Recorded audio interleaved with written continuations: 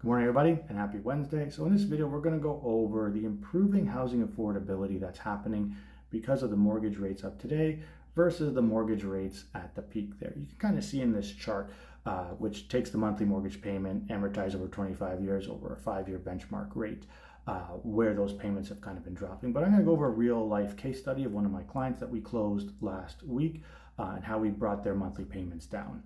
Now, this was a client of mine that closed on a home about a year and a half ago when interest rates were quite high.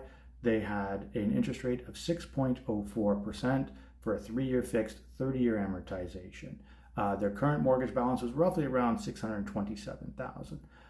Now their mortgage payment was $3,745.23. Now what we were able to do is we were able to use today's interest rates to get their payment a lot lower.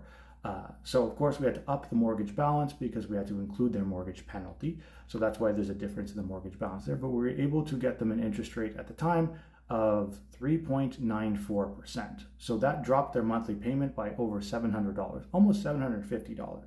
So this is what they're talking about when they're saying housing affordability is getting a little bit better, because the rates that were higher versus the rates of today, you can actually start seeing much of a difference in that monthly payment.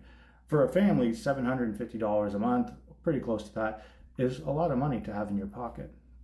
This client, for example, didn't want to change their payment. They kept their payment the same and just saved on interest, which is another strategy too, because now if you're comfortable with that higher payment with your higher interest, when you have the lower interest, if you want to keep that payment the same, you can start saving more interest that way and shortening your amortization schedule too. But this is what they're talking about when they say it's getting more affordable.